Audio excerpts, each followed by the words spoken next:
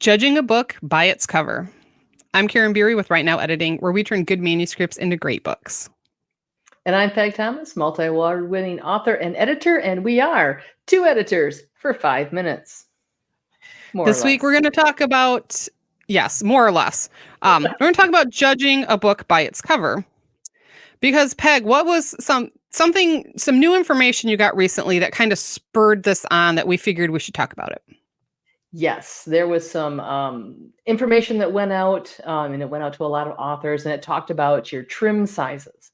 And the emphasis was on how to get your trim sizes to be as least costly as possible.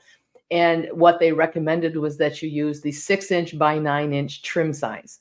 And as somebody who has worked on both sides of the desk in publishing, I have to tell you, you put a 6 by 9-inch book out and you might as well just scream self-publishing, because that's not the industry standard. If you want to look professional, if you want your books to look like the books in a bookstore, you want 5.5 by 8.5 inch. That's the industry standard.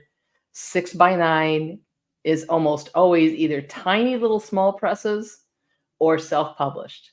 And if you go into a bookstore, which a friend of mine owns a bookstore, and she does have self-published authors' books on the shelf. You can pick them out from half the room away. They're half an inch taller than all the other books. It does not look professional.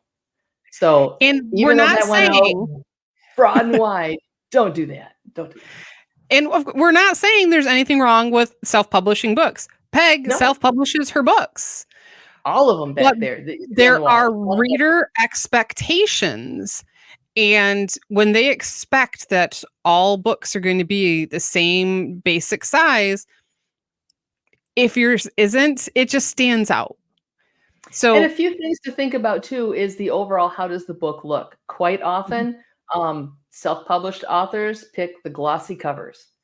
Two problems with that: glossy doesn't work for every genre very well. And if you're going through Amazon, those glossy covers don't last really well. I've got several of them here. They start to curl up. They just don't look good after a while. They don't seem to stand the test of time in the paperback. I really prefer the matte. I've got some books here that I've had 2 years or more. They're not curling. They still look professional. They still look good.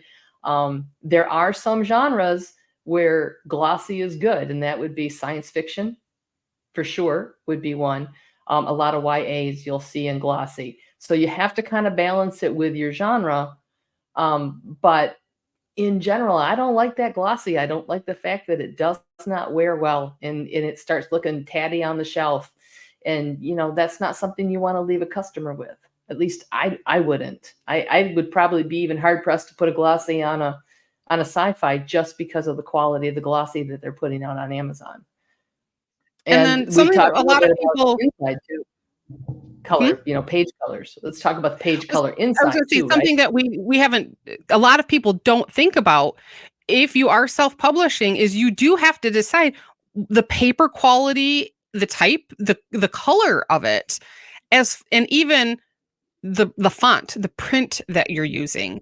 Um, we can't tell you for sure, do this, do that.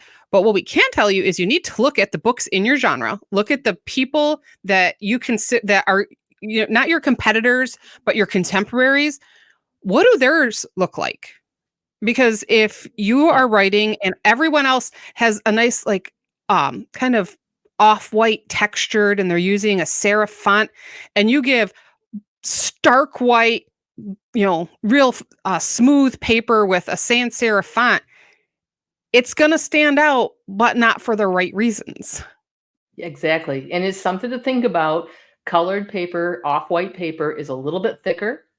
It costs a little more, but we're talking pennies a book to be professional. The same thing, with the trim size. Yes, it's a little more expensive to do the 5.5 by 8.5. The 6 by 9 is cheaper, but we're talking pennies a book.